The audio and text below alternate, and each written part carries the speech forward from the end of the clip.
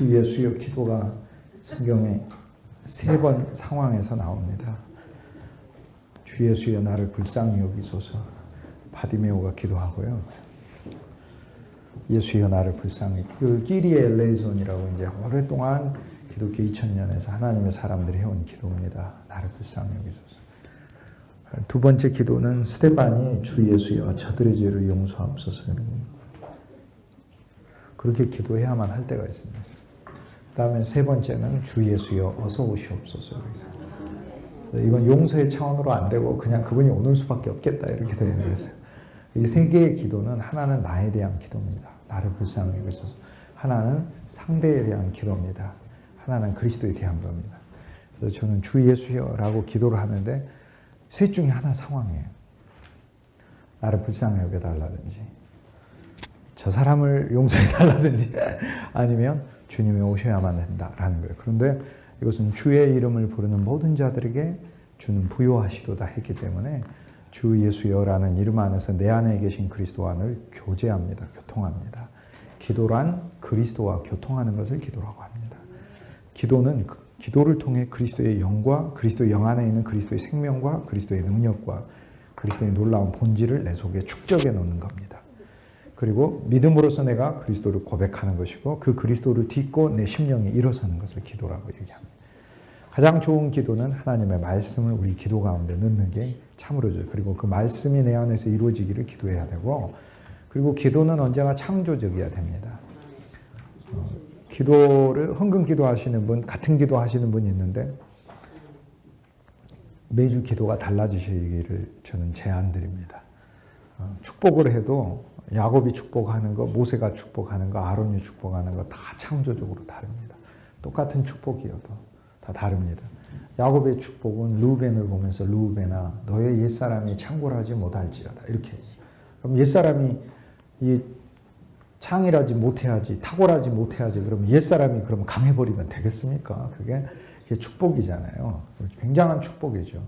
왜냐하면 루벤이라는 옛사람이 그 아비의 침상을 더럽히니까 우리는 우리 옛사람이 더 승할수록 실은 하나님의 자리로 훼손해요. 그렇기 때문에 이것이 축복이에요. 그러면 하나님 우리의 옛사람은 그리스도 안에서 활개치지 않게 해주십시오. 근데 이제 축복을 그렇게 해준 거예요. 그 다음에 레이와 시므온한테는 레이와 시므온아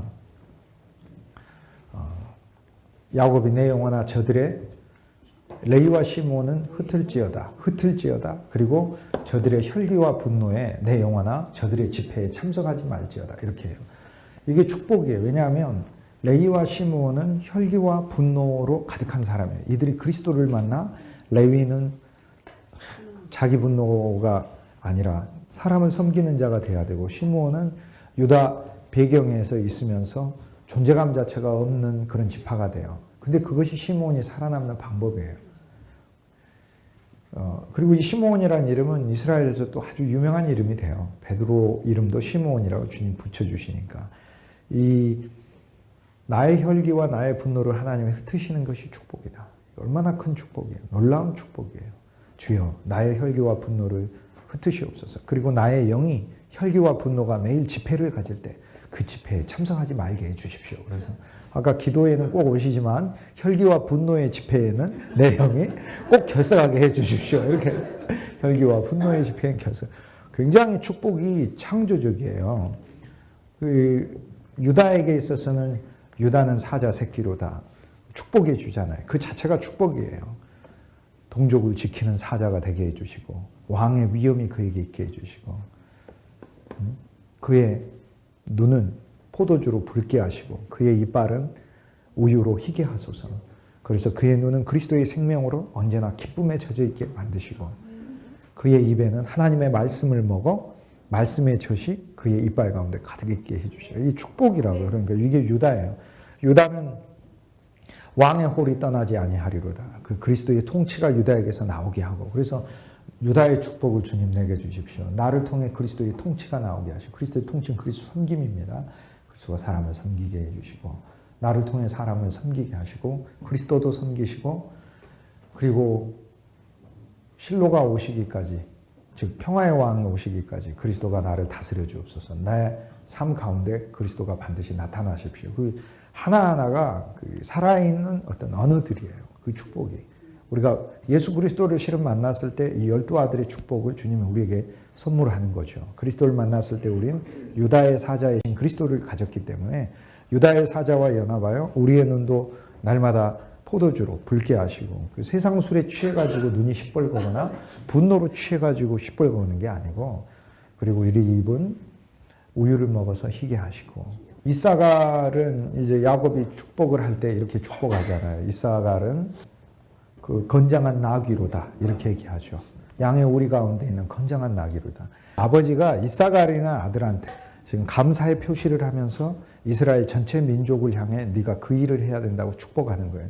많은 아들들이 말썽도 많이 부리는데 이사갈이라는 아들은 진짜 나귀 같은 아들이에요. 그런데 들나귀가 아니고 양의 우리에 앉아있는 나귀. 쉽게 얘기해서 주인이 언제든지 일시킬 수 있는 나귀. 그러니까 아버지가 아들 12인데 누구 일시키려고 하면은 이사갈이 제일 만만한 거예요. 그러니까.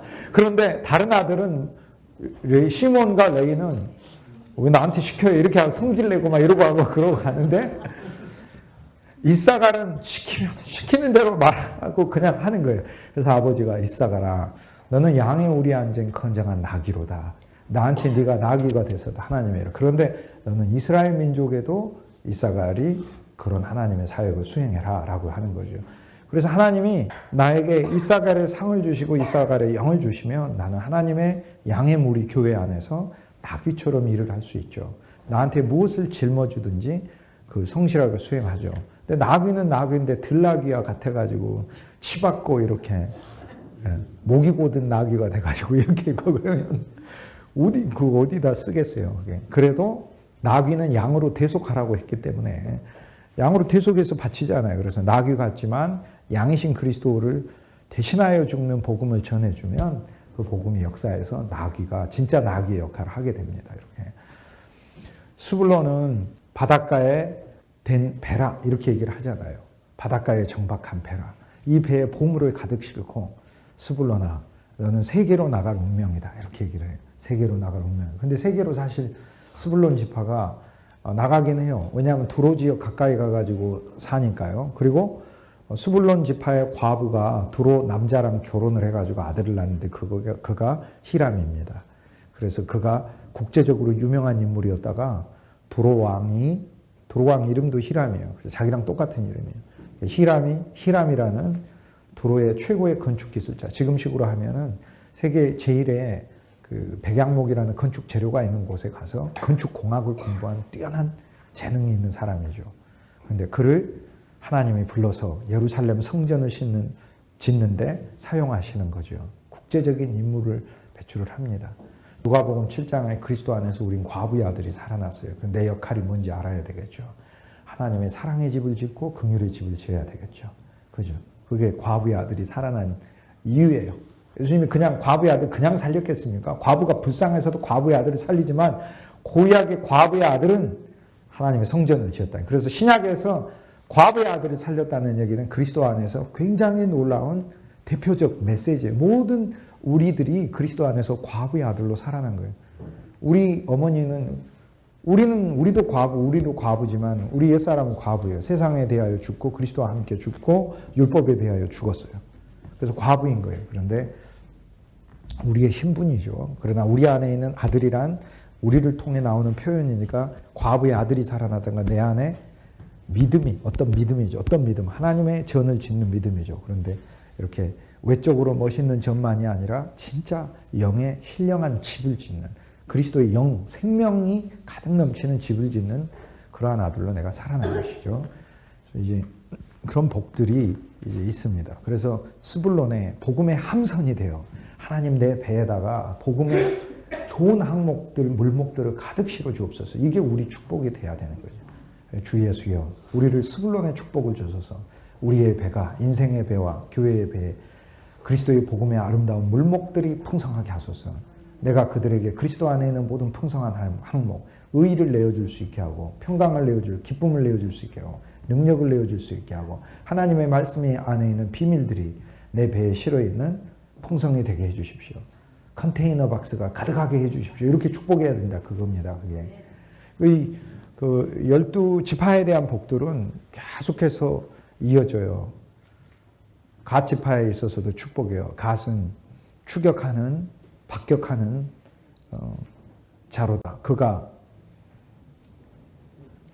아침에 여호와의 명령을 받아서 그가 추격하여 반드시 탈취물을 얻고, 그리고 왕의 수라상을 가지는 자가 되고, 아셀은 왕의 수라상을 가지는 자가 되고, 하나하나가 야곱이 해주는 그 아들들에 대한 축복은 그리스도 안에서 우리가 체험하는 것일 뿐만 아니라 또한 우리가 성도들에게 축복하는, 그리스도께서 오셨으므로 그리스도를 통해 우리가 누릴 수 있는 복이 되는 거죠. 그리스도여 우리의 잔치상을 매일 베푸소서.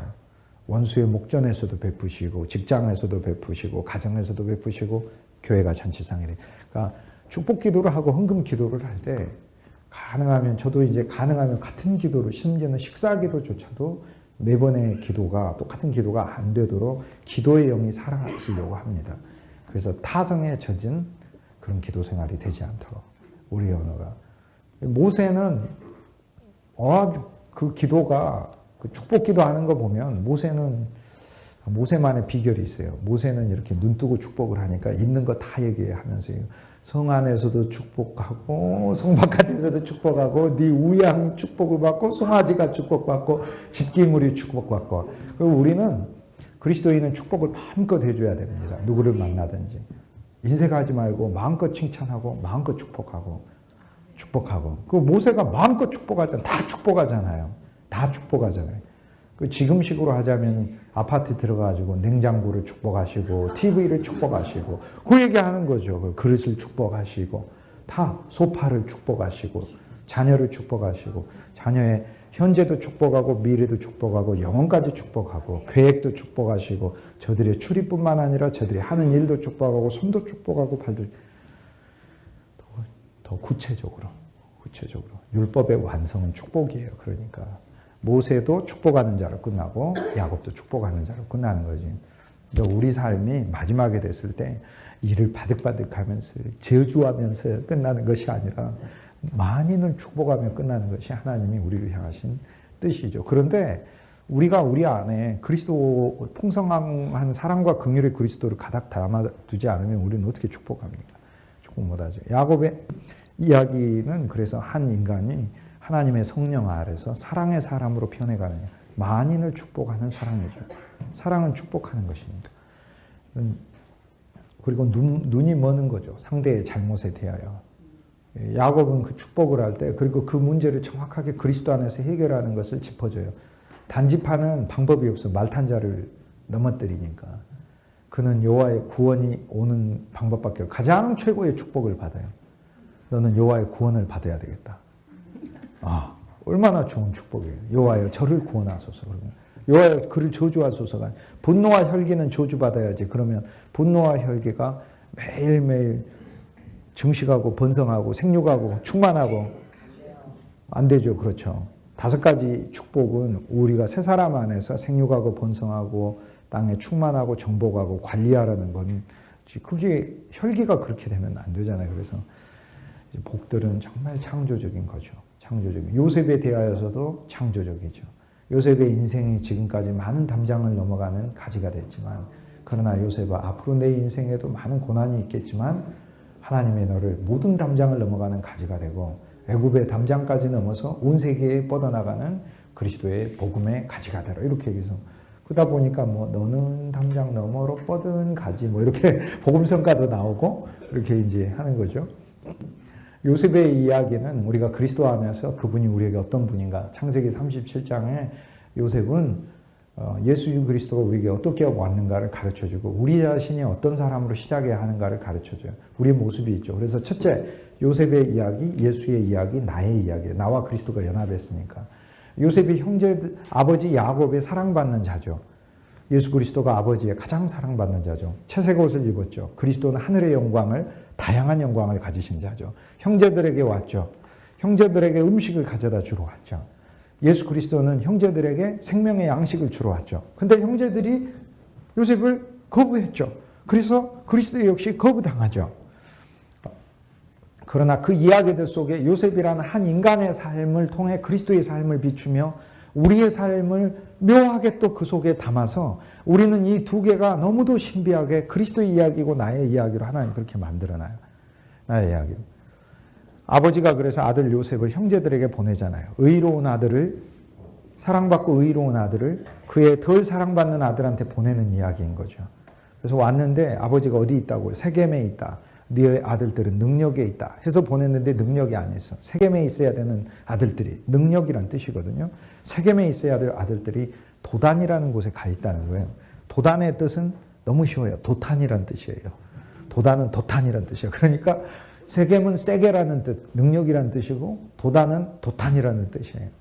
그럼 그렇게 외우면 돼요. 세게라는 지역이 있어야 되는데 도탄이라는 지역에 가 있었다는 뜻이 그래요. 원래 창세기의 그 말 뜻은 참 재밌는 말. 아까 저기 내가 자기가 자기 36장 6절 얼마나 아름다운 가온이에요.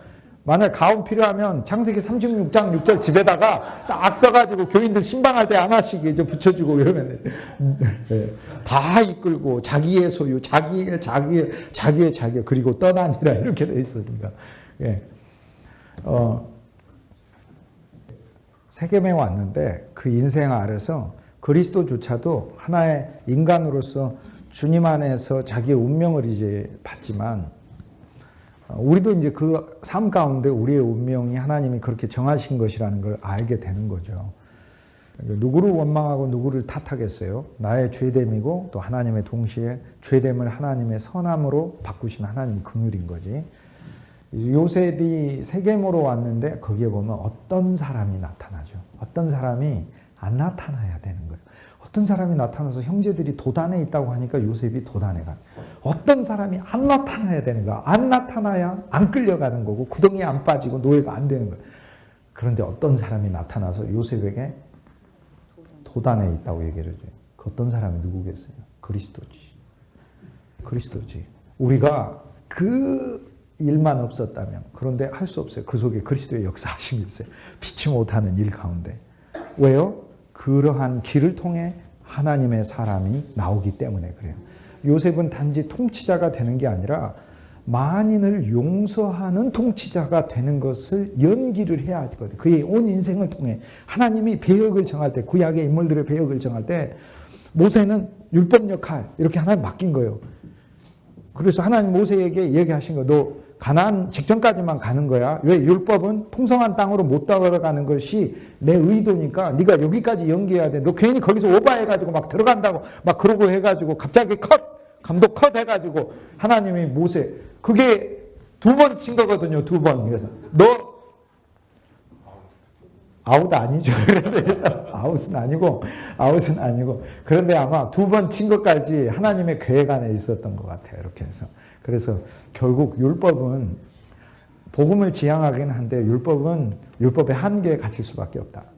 율법이 너무 어려워요. 그래서 율법한테 가서 물어본다 이 말이에요. 율법이 너무 어려워. 율법을 지키기가 어렵고 예수의 율법은 더 힘들어. 그래서 율법한테 가서 나보고 대체 어떡하란 말이야. 나보고 어떡하라고. 나보고 어떻게 지키란 말이야 하고 물어보면 율법이 가까이 오라고 그래요. 이렇게 가까이 오라고. 내가 가르쳐주겠다 비결을. 가까이 오라고. 그래서 가까이 가면 율법이 귀에다 대고 뭐라고 얘기하는지 아세요? 예수한테 가. 그리스도한테 가라고. 그리스도한테. 나한테 오지 말고 그러니까 그리스도한테 가란 말이야. 너한테만 알려줄게. 그리스도. 이러고 이제 하는 거예요. 그래서 본래 역할은 율법이 하나님으로 또 맡은 역할은 그거예요. 그래서 바울이 율법은 우리를 그리스도께 인도하는 역할을 합니다. 왜? 선하지만 너무 무서운 역할이거든요. 그래서 용서하는 구주가 되는 길을 요셉이 가야 하기 때문에 그래서 그 길 안에 있는 것이죠. 어찌 보면 하나님이 우리가 많은 사람들로부터 고통을 받는 것은 우리가 용서하는 사역자가 돼야 하기 때문에 하나님이 받게 하시는 거고요. 또 거꾸로 우리도 많은 잘못들을 저지르는 이유는 우리도 용서받아야만 하는 사람들이라는 걸 보여주기 위해서 그러는 거죠.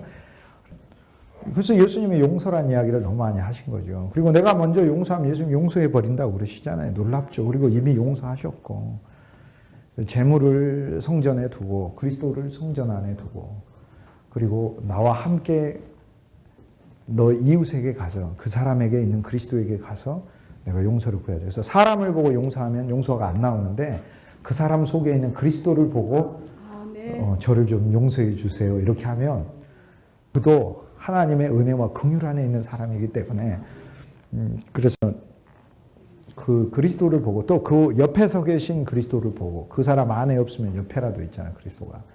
그 주님께 용서를 구하면 되는 거죠. 내가. 그래서 또 용서하면 되는 거고.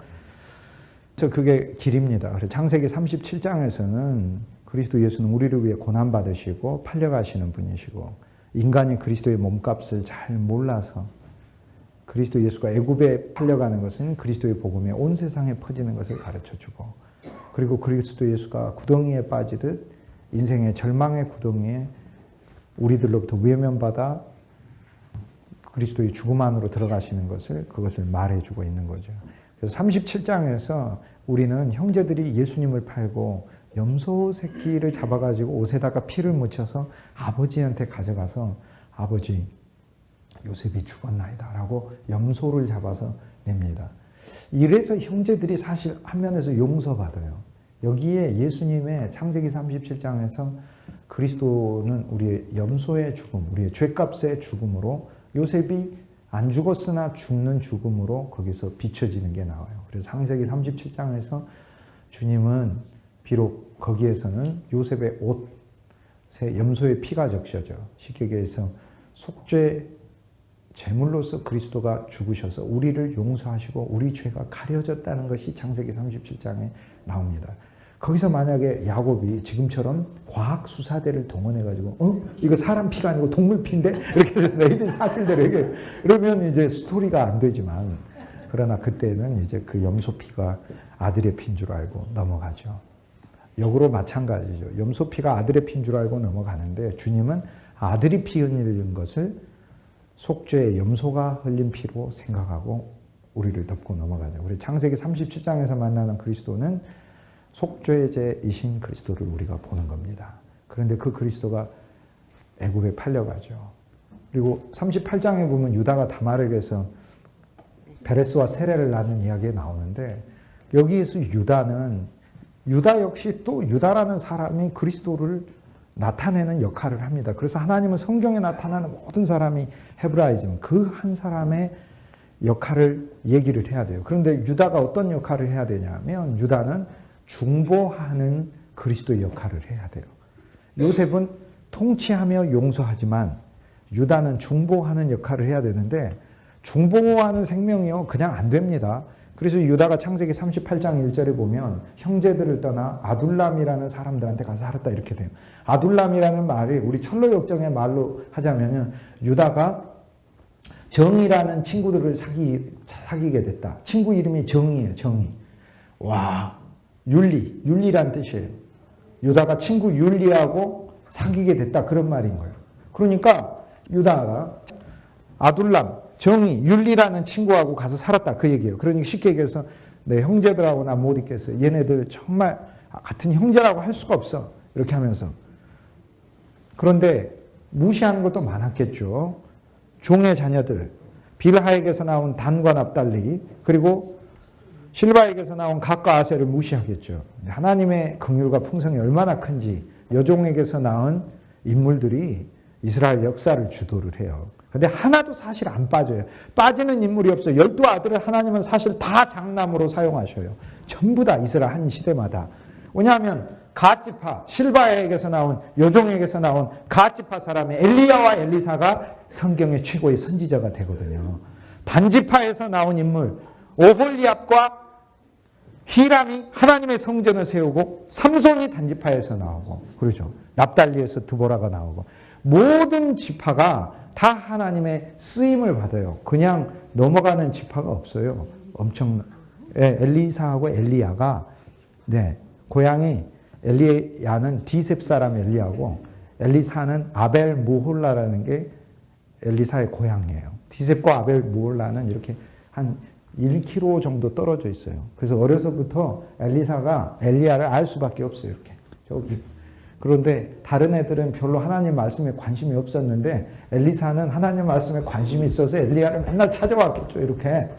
그러니까 그의 겉옷을 벗어주면서 그의 임무, 그러면 겉옷, 신분만이 아니라 주여 당신의 영이 내게 갑절로 있게 하소서. 얼마나 놀라워요. 갑절로 바울의 영이 내게 갑절로 있게 하소서. 이렇게 기도하는데 하나님 갑절로 있게 하소서. 하나님께서는 이제 창세기 38장의 유다가 중보자가 돼야 되는데 그 중보자가 되기까지 유다를 하나님은 폭로하셔요. 유다는 모든 형제의 또 다른 장남이거든요. 그를 통해 그리스도가 나오고 르우벤이 실패했죠. 레위, 시므온은 혈기 부리다가 리더십이 없어요. 그러니까 사고 치는 거. 그러니까 실은 유다가 장자권을 행사해야 되는데 너무 정의로워. 율법적이고. 그런데 하나님은 그 속에 있는 위선을 드러내요. 위선을. 그래서 보면 참 재밌어요. 야곱이 아버지 이삭을 속이잖아요. 형 에서 그 장자권을 뺐을 때 염소 가죽옷을 입고 뭐라고 얘기하나 아버지 보소서 그런다고. 보소서가 이제 히브리어로 학게르나 보소서 이래요. 보니까 아버지가 이삭이 눈 멀어가지고 이렇게 목소리는 야 같은데 너는 그래서 그러나 그게 얼마나 감사한 얘기인지 몰라요. 예수님이 우리한테 그렇게 오셔요. 넘어가셔요. 예수님이 너무 소소하게 다 하시거든. 예수님이 우리한테 그렇게 하시는 거예요. 얼마나 감사한지 몰라요. 주 예수요. 너무 감사합니다. 이렇게 돼야 되는 거예요. 그리고 예수님이 모른 척 예수님이 막 다툴 때도 모른 척 하시잖아요. 그래가 불러가지고 좀 전에 시끄럽던데 뭔 일이 있었어? 뭐 이러잖아요. 그랬더니 우리 중에 누가 더 크냐고 다퉜습니다. 그러니까 그 얘기였어. 그 섬기는 자가 크지 이렇게 얘기하지. 그럼 다투고 있는데 예수님 갖고 니들 지금 뭐 하는 거야? 이러면서 막 이렇게 막 뒤집어 엎고 그러고 그러면 예수님이 아니에요. 물어보잖아요. 나중에 저들이 노상에서 다툰지라 후에 그리스도께서 너희들이 노상에서 다툰 것이 무엇이냐 이렇게. 노상 하나님의 예루살렘을 향해 가는 우리 교회가 우리가 다투는데 주여 왜 안 오십니까? 요즘 안 오셔요. 그냥 잘 싸우라고. 그러니까 거기서 더 섬기는 자가 된 답을 우리가 알면 되는 거죠. 그러나 하나 더 나아가면 우린 부활을 한다면 십자가도 질 수 있는 거죠. 쉽게 얘기해서 남이 나를 못 박힐 수 있는 거죠. 그죠? 부활을 하니까. 그러나 그릇되고 사악한 것으로부터는 양들을 지켜야 하는 거죠. 그릇된 이단이나 그릇된 말씀이나 이런 것들로부터는 지켜내야 하는 거죠. 유다가 중보자가 되기 위해서 그래서 창세기 38장의 이야기에는 그 할아버지 이삭부터 연결되어 있어요. 그래서 야곱이 아버지 이삭을 속이면서 보소서라고 얘기를 하고 유다가요. 요셉을 팔고 나서 이제는 거꾸로 야곱한테 학게르나 보소서 이렇게 해요. 그래서 성경은 진짜 신비하게 야곱이 결국은 자기 아들한테 또 아버지를 속였는데 속임을 당한 것을 또 체험하게 하셔요. 할렐루야 아멘이죠. 그렇죠. 그렇게 사랑받는 이 야곱인데 그런데 사랑받는 야곱에 가장 사랑하는 것을 하나님이 두 개를 가져가셔요. 내가 에서는 미워하고 야곱은 사랑하였다 그런데 사랑하는데 라헬도 데려가셔 요셉도 데려가셔 이렇게 돼요. 하나님 사랑 안 받는 게 좋겠다. 뭐 그런 생각이 갑자기 들지 않으셔요? 이렇게 하나님 사랑 안 받는 게 혹시 좋은 건가? 이렇게 아니죠. 그 구주 예수의 그 놀라운 사랑을 알면 무엇에 비하리요? 주 예수의 사랑을 알면 무엇이 아까우리요?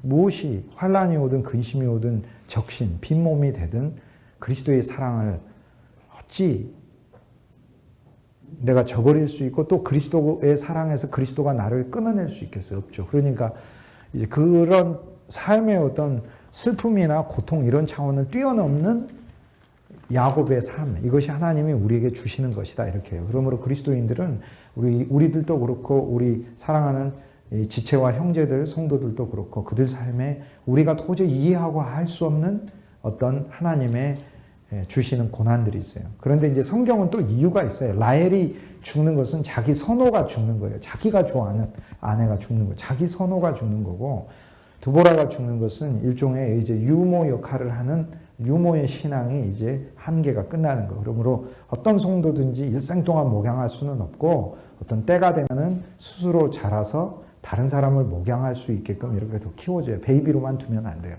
성도들을 더 성장시켜서 하나님의 일을 수행할 수 있게 해줘야 되겠다. 이렇게 그런 비전까지 가져야 돼요. 어쨌든 그 일을 하면서 야곱도 이삭을 속이고 그리고 유다도 아버지 야곱을 보소서 하면서 요셉의 피 묻은 옷을 내면서 얘기를 해요. 그런데 창세기 38장에 보면 다말이 시아버지하고 관계를 맺고 나서 지팡이하고 그렇죠. 도장하고 그렇죠.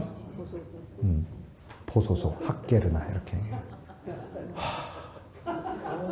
누구를 타다리요. 누구를. 나 거룩한 줄 알고 불태워버려라 이렇게 되는데 내 며느리를 불태워버려. 자기부터 죽여야지. 뭐 누구를 죽이냐. 자기부터. 하나님은 그의 그 숨겨진 자기 의의를 처리를 하셔요. 그래서 하나님의 사역자의 어떤 실패들이 있어요. 그러나 그런 우리에게 있는 많은 실패들을 그리스도 안에서 주님이 자기 의의가 아니라 그리스도의 의의를 힘입는 체험으로 돌리시는 것을 우리는 믿음을 가질 필요가 있는 거죠. 나의 어떤 많은 실패들이 있어요. 내가 사람들 앞에 자랑할 수 없는. 그런데 그것이 하나님 나를 중보자로 만들 수 있게 하는 거죠. 모든 일을 정죄하는 게 아니라. 그래서 저는 나보다 옳도다 이렇게 얘기를 합니다. 비로소. 저가 죄인이다. 불태워야 될 죄인이 아니라 옳도다. 이 이후로부터 유다의 삶이 바뀐다 그 말이에요. 그래서 그러한 그리스도의 중보는 유다를 통해 나타난 중보는 나중에 요셉까지 설득하게 돼요. 요셉까지. 그리고는 이제 또 39장에 가면 38장 유다의 그리스도를 우리는 체험하며 우리는 많은 사람들에 대하여 내 하나님의 인생에서 살아온 실수와 잘못들을 거울 삼아 그들을 판단하고 정죄하지 않고 교회 생활 안에서 말을 하는 거예요. 교회 생활 안에서 많은 그리스도 안의 형제들과 지체들을 그러한 사랑과 관용의 눈으로 볼 수 있어야 된다라는 걸 가르쳐 주는 거예요. 그런데 그것은 유다가 그랬기 때문에 우리도 그래야 된다가 아니라 참 유다의 역할은 그리스도가 하실 그 중보와 관용을 나타내므로 그리스도도 우리에게 이러한 일을 하셨으므로 우리도 그러한다. 이렇게 항상 그리스도가 원형이 되어야 돼요. 많은 사람들은 자기가 고난을 당하면 이 고난에서 이긴 것을 되게 자랑합니다. 그런데요. 우리가 고난당하는 모든 고난은 그리스도의 고난을 가리켜요. 그래서 우리가 고난당할 때 내 고난을 생각하면 안 되고 주의 고난을 생각해야 돼요.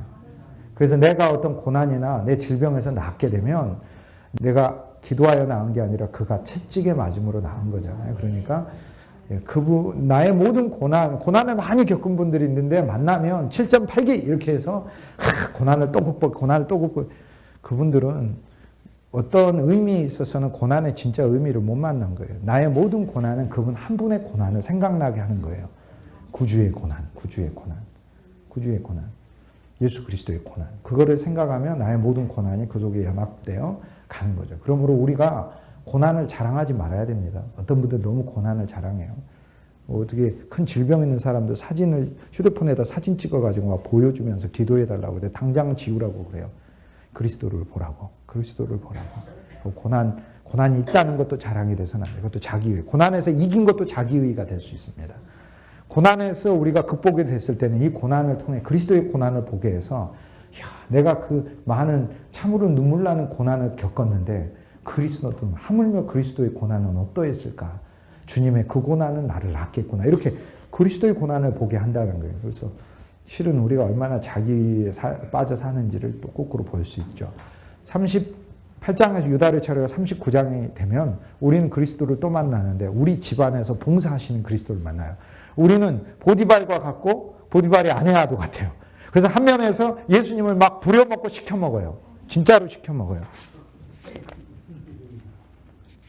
루터의 글이거든요. 루터의 로마서 3장 20절에 대한 건데 우리가 우리 생각에 고집스럽게 머물지 않도록 조심하고 우리가 반대하고 믿지 않는 자가 그리스도가 아니기를 최대한 조심해요. 우리가 실은 우리 마음속에 있는 그리스도에 대해 반대하는 경우가 많다는 거예요. 우리는 그가 언제 어디서 어떻게 누구를 통해 우리에게 이야기하는지 모르기 때문이다. 거의 항상 그는 우리가 생각하지 못한 방법으로 그리스도는 말씀하신다. 바람이 임의로 불며 어디로 가는지 알지 못하나니와 같다. 그리스도는 우리 가까이 그리고 우리 안에 계시는데 낯선 모습으로 계신다. 영광의 모습이 아니라 겸손하고 부드러운 모습으로 계신다. 그래서 그가 그리스도가 아니라고 생각할 수도 있다. 우리는. 그럼에도 그는 실제로 그리스도이다. 성령은 명령하신다. 딸이여 듣고 보고 귀 기울일지어다. 그리스도에게. 다시 말해 당신은 항상 모든 곳에서 듣고 귀를 기울일 준비가 되어 있어야 한다. 이렇게 얘기하는 겁니다. 그 위에 9번 보겠습니다. 9번 그리스도의 섬김 바로 위에 하늘 높이 계신 그리스도와 믿는 자의 영 안에 있는 그리스도와 성찬 안에 실제하시는 그리스도 사이에는 구분이 있다. 하늘 높이 계신 그리스도는 승천하셨기 때문에 사람들은 하늘에 계신 주님을 반드시 예배하고 만물의 주관자이신 주님으로 고백해야 한다. 그러나 그리스도는 성내 안에 예배 안에 현존하시고 믿는 자의 심령 안에 살아계신다. 이것은 그분이 그리스도가 우리 심령 안에서 숭배받기 위해 계시는 것이 아니고 그리스도께서 우리 안에서 우리와 함께 일하시고 우리를 도우시기 위해 계신다. 이는 마치 그분께서 이 땅에 육체로 오셨을 때 사람들의 숭배를 받으시러 오신 것이 아니라 우리를 섬기러 오신 것과 같이 마찬가지다. 이게 루터의 글인데 이게 무슨 뜻이죠? 우리 안에 그리스도가 계시는데 그분은 섬기기 위해 계신다는 진짜로. 이게 창세기 39장의 요셉의 그리스도예요. 그분은 진짜 우리는 섬기고 있는데 우리가 보디발처럼 그분을 대하고 보디발의 아내처럼 그분을 좋아하는 것 같은데 내가 해달라는 거 안 해주면 가차없이 그리스도를 내 마음의 감옥에다가 가둬버리죠. 그게. 그러므로 이러한 것이 초월돼야 되는 것이죠. 그리스도 안에서. 그러나 창세기 39장에서 우리는 요셉과 적용하여 내가 어떠한 환경과 형편에 있든지 노예처럼 하나님이 나를 일시키는 어떤 환경에 있어도 창세기 39장은 신기하죠. 하나님이 요셉을 형통하게 하셨다. 하나님이 요셉에게 복을 주셨다. 하나님이 요셉과 함께 하신다가 8번이나 나오는데 감옥에 가죠. 형통한데. 그래서 형통이란 환경을 말하는 게 아니고 그의 영이 하나님과 늘 소통하는 것을 형통이라고 하는 거죠.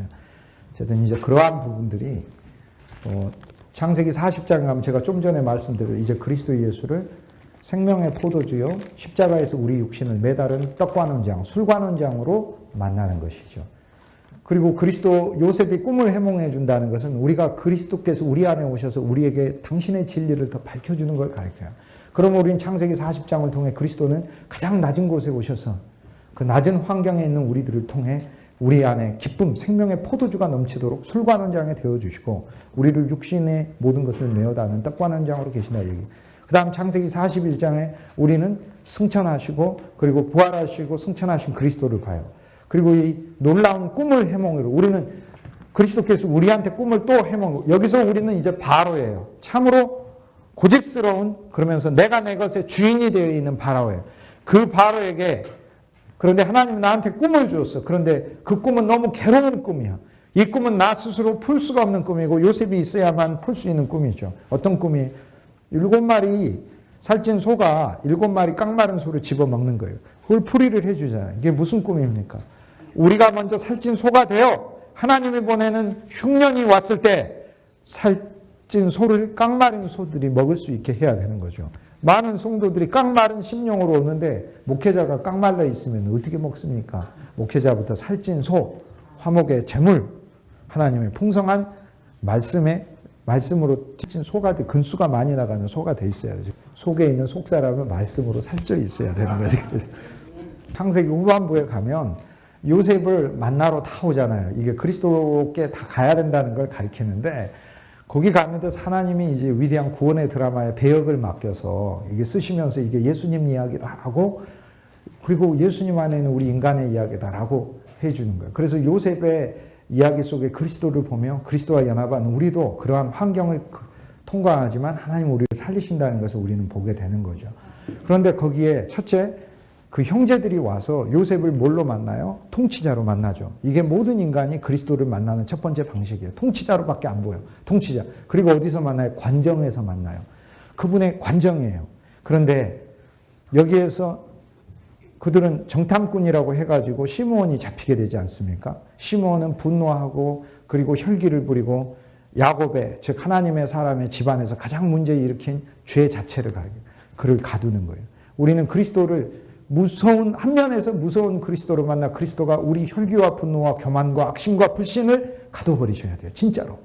그래서 예수님 내 안에 있는 당신을 의심하는 이 불신을 가둬버리십시오. 가차없이 가둬버리십시오. 죄된 나를 가둬버리십시오. 이렇게 주님께 요구를 해야 되죠.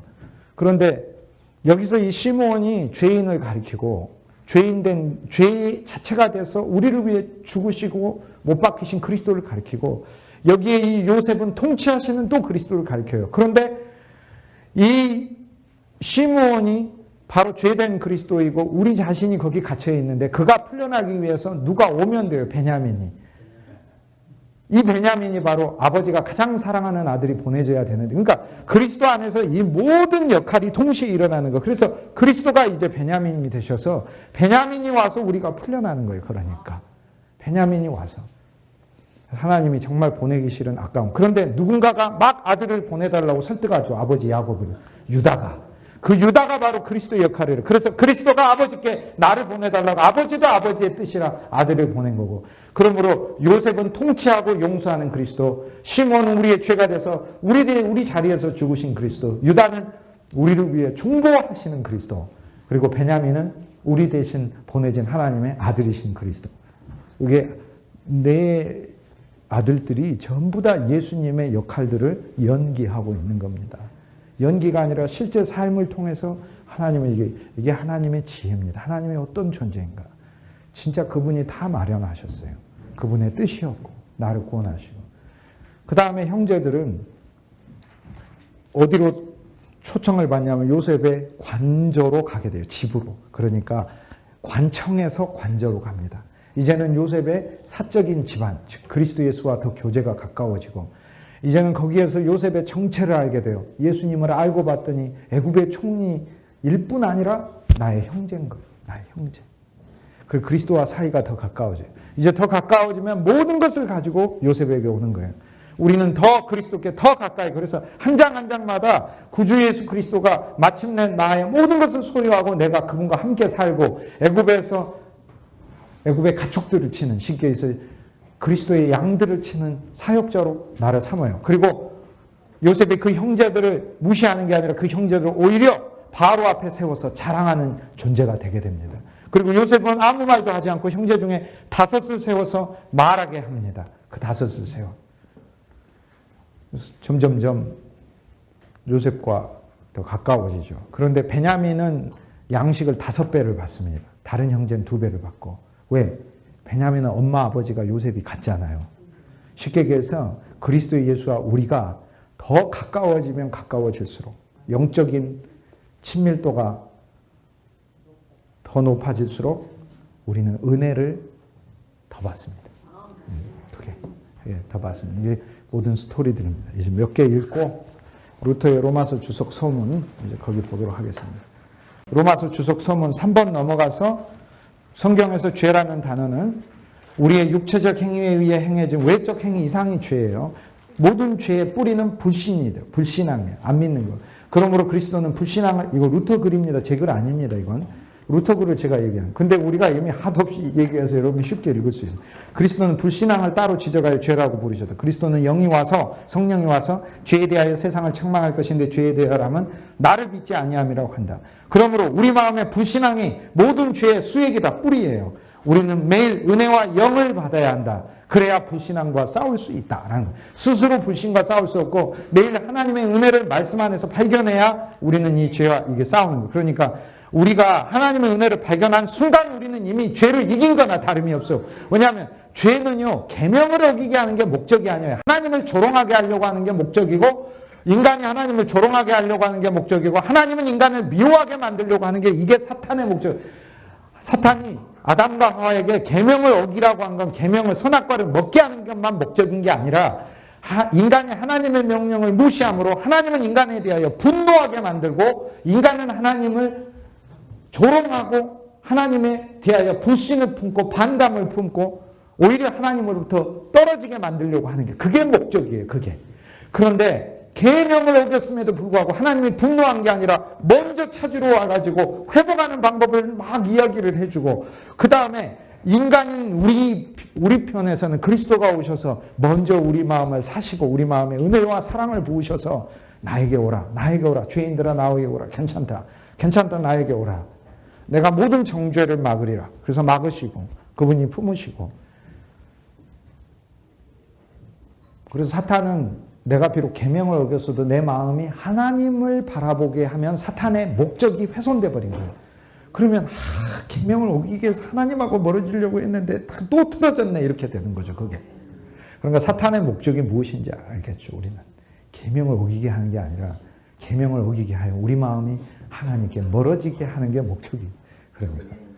그런데 애당초 그 목적을 안 이루어버리게 하는 거죠. 왜? 내가 하나님을 신뢰해버리니까. 그거예요. 그래서 믿음은 하나님에 대한 살아있는 신뢰고 하나님의 은혜에 대한 신뢰. 이 말이 진짜 중요해요. 믿음이 뭡니까? 은혜를 믿는 게 믿음이라는 거예요. 하나님이 살아계신다를 믿는 게 아니라 하나님께서 하나님에 대한 살아있는 신뢰, 내가 그분을 의지하는 게 믿음인 거고, 하나님 은혜를 믿는, 그분은 내게 은혜로우시다를 믿는 거라니까요. 근데 이게 잘 안 믿어지잖아요. 왜? 내가 죄인. 그러니까 자기 죄를 보지 그리스도의 피를 안 보니까 그런 거죠. 그리스도의 사하심을 안 보고 그리스도의 피만 안 보니 그리스도의 사랑도 안 보니까 그런 거죠. 그분이 육체가 되어 나와 함께 같이 되셔서 나와 연결해 계시고 나를 포함시켰다는, 그리고 나를 데려가셨다는 그분의 공로를 안 보니까 안 믿어지지만, 그러나 우리는 매일 싸워야 돼요. 의심과 하나님의 은혜를 의심하는 불신과 싸워서 은혜에 대한 것이 신뢰고 믿음이. 하나님의 은혜에 대한 믿음은 우리를 기쁘고 활기차게 만들고 하나님과 모든 인류와의 관계에서 열심을 내도록 만든다. 성령은 믿음을 통하여 역사하는 것이다. 무슨 말이에요? 어떤 사람이든지 성령 충만 증가할 수 있어요. 부흥회할 때마다 성령 충만 하시오 말은 얘기를 하면서 어떻게 성령 충만하는지를 안 가르쳐줘요. 기도 열심히 하면 성령 충만합니까? 그게 어떻게 복음입니까? 기도를 얼마나 해야 되는데. 그러면 소나무 뿌리 뽑아야 하나요? 성령 충만은요, 믿음을 통해 받는 거예요. 어떻게 해요? 내 안에 하나님의 성령이 충만하다라는 믿음, 이 믿음을 통해 이미 하나님이 성령을 주시는 거라니까요. 그리스도를 주었는데 왜 성령 충만을 안 주셔요? 당연히 주시지. 그러니까 모든 성도는 여러분이 이제 앞으로 이번 주일부터 주일 예배 할 때 믿음을 적용시키세요. 우리 교회에 와서 여러분이 하나님의 말씀을 듣는 이 순간 말씀을 통해 하나님의 영이 여러분 속에 들어가고 여러분이 이미 성령으로 충만하였다는 믿음을 적용하기 바랍니다. 이래야 헤매지 않고 신앙생활 하는 거지. 당신이 성령 충만하시 이게 어떻게 해? 그래서 믿음 자체를 우리가 너무 무시를 해요. 그래서 믿음을 통하여 성령은 역사해요. 이는 우리 마음속에 믿음처럼 하나님께 받은 거예요. 성령도 받았고 믿음도 받았고 의도 받았어요. 이 의는 하나님 선물이에요. 육과 영을 이해할 때 육은 도덕적인 불결과 관련이 있고 영은 우리 마음 상태와 관련이 있다고 이런 식으로 이해해서는 안 된다. 즉 육은 육으로 생겨난 모든 것, 우리의 이성과 모든 감각을 포함하여 우리 마음과 몸 전부를 말한다. 제가 육이 뭔지 설명을 했었죠. 우리 속에 모든 것이 육에 기울어져 있기 때문이다. 반면에 영적이라는 용어는 그리스도께서 제자들의 발을 씻기셨을처럼 외적인 행위에도 적용된다. 고로 육이라는 단어는 자신과 현세를 위해 사는 것을 말하고 영이라는 것은 구주와 내세를 위해 사는 것을 말하는 거예요. 이게 무슨 뜻이냐 이런 거예요. 어떤 사람이 기도하다고 영적인 게 아니라는 거예요. 어떤 사람이 발을 씻는다고 육적인 게 아니라는 거예요. 바리새인은 기도를 아무리 많이 하지만 자기 위로 하고 현세를 위해서 하고 그리고 그리스도 아닌 것을 구하기 때문에 아무리 많이 기도를 하지만 그건 육적 기도라는 거예요. 그게. 그렇지만 그리스도가 발을 씻어서 육체의 행위지만 사랑으로 씻고 섬김으로 씻었기 때문에 그것은 영적 행위라는 거예요. 그게. 그래서 육과 영의 문제가 단순히 우리의 외적인 것의 문제가 아니다라는 거예요. 세 번째, 율법을 성취하는 것은 즐거움과 사랑을 가지고 행하는 것이 율법을 성취하는 거죠. 그런데 마치 율법이나 처벌이 없는 것처럼 율법의 강요에 의해서가 아니라 자발적으로 경건하고 선한 삶을 사는 것이 율법을 행하는 거예요. 율법에 대한 즐거움과 자발적인 사랑은 바울이 로마서 5장 5절에서 말하는 것처럼 성령에 의해 마음에 주어진다. 그런데 성령은 바울이 서론에서 말하는 것처럼 예수 그리스도에 대한 믿음 안에서 예수 그리스도에 대한 믿음으로 예수 그리스도에 의한 믿음에 의해서가 아니면 주어지지 않는다. 더구나 믿음은 바울이 3장, 4장, 10장에서 말하는 것처럼 하나님의 아들이자 인간이고 우리를 위해 죽으셨다가 다시 살아나신 그리스도를 설교하는 하나님의 말씀 혹은 복음을 통해서만 생긴다. 믿음은요. 그러니까 그리스도를 설교하는 것을 통해서만 설교해요. 그러므로 믿음만이 사람을 의롭게 하고 율법을 성취한다. 왜냐하면 믿음이 그리스도의 공로로 인해 성령을 임하게 하기 때문이다. 그리고 성령은 율법이 요구하는 것처럼 기쁘고 자발적인 마음을 만든다. 그리하여 선행은 믿음 자체로부터 나온다. 자, 이것은 어떤 의미냐면 율법이라는 것은 내가 행했다고 해서 행한 게 아니에요. 즐거움과 기쁨으로 행하지 않으면 하나님은 율법을 행한 걸로 안 봐요. 왜 안 하냐면 율법이라는 것 자체가 하나님 명령에 대한 자발적인 기쁨, 이것이 필수이기 때문에 그래요. 하나님 우리 중심을 보시니까. 그러니까 내가 남을 도와도 기쁨과 자발적인 마음으로 도왔을 때 하나님은 이걸 율법을 이루었다 이렇게 얘기를 하는 거죠. 그냥 남을 도우면 그냥 율법을 지킨 것에 불과해요. 그런데 이룬 것은 지킨 것보다 훨씬 더 완성했다는 의미죠. 그런데 그렇게 하려면은 내 안에 하나님의 성령이 주어져요. 왜? 율법의 본질은 영이라 내 속에 영이 율법의 본질을 지키는데, 그런데 내 안에 성령은 어떻게 주어지노? 그건 그 하나님 말씀에 의해 주어지는, 말씀이 영이라 말씀을 내 안에 담으면 영이 생기는데 어떤 말씀이냐? 그리스도에 대한 믿음, 그리스도에 의한 믿음, 그리스도를 통한 믿음의 말씀을 통해서만 성령이 우리한테 주어진다. 고로 그리스도에 대해 전하면 저절로 하나님의 성령은 성도들 가운데 역사한다. 그런 얘기입니다. 좀 읽어야 될 책. 읽어야 될 책 소개해 드리겠습니다. 참 좋은 책은 루터의 설교집 책을 읽으시고요. 루터의 설교 이러면 책들이 있습니다. 청교도들 중에 토마스 왓슨이라는 사람이 있습니다. 토마스 와의 시옷자 들어갑니다. 왓슨. 토마스 왓슨. 그 다음 존 오웬이라는 사람이 쓴 책이 있습니다. 우리가 흔히 청교도 신학 많이 얘기하는데 청교도 신학의 핵심은 그리스도입니다. 이제 그리스도를 많이 들었으니까 읽으면은 야, 이게 청교도 신학이구나. 진짜 그리스도만 보는, 그리스도가 얼마나 훌륭하냐. 그리스도가 훌륭한 건 우리가 훌륭한 그리스도 안에 포함돼요. 그게 청교도 신학. 그 다음 스펄전 설교를 많이 읽으십시오. 정말 놀랍습니다. 스펄전 설교. 그리고 무디 설교를 많이 읽으십시오. 무디의 영성이, 영적 능력이, 영성이라기보다 영적 능력이 정말 대단합니다. 그리고 앤드루 머레이의 설교 글을 많이 읽으십시오. 그리고 A.B. 심슨이라는 사람이 있습니다. A.B. 심슨. 놀랍습니다. A.B. 심슨. 다 조금씩 약간 칼라는 다른데 어마어마합니다. A.B. 심슨. 여전히 이 사람들은 저한테도 스승이나 다름이 없습니다. 실은 제가 여러분과 나눴던 많은 이야기들은 그들의 이야기들이 거의 제 안에 이렇게 녹아져 있기 때문에 그 책들을 읽다 보면 인터넷에서 우리말로 번역됐습니다. 그래서 A.B. 심슨. A.B. 심슨은 엄청나죠. 생명이죠. 그 다음에 앤드루 머레이는 그리스도의 영입니다. 주님이 하시는 거예요. 그 다음에 스펄전은 믿음입니다.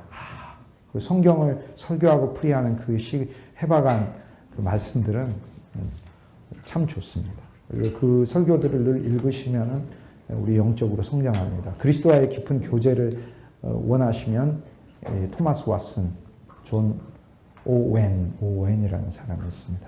그리스도에 대한 풍성한 면들을 많은 사람들이 봤습니다. 우리는 그리스도를 더 볼 수 있습니다. 저들은 많이 봤지만 그러나 우리는 진심으로 그리스도를 더 볼 수 있습니다.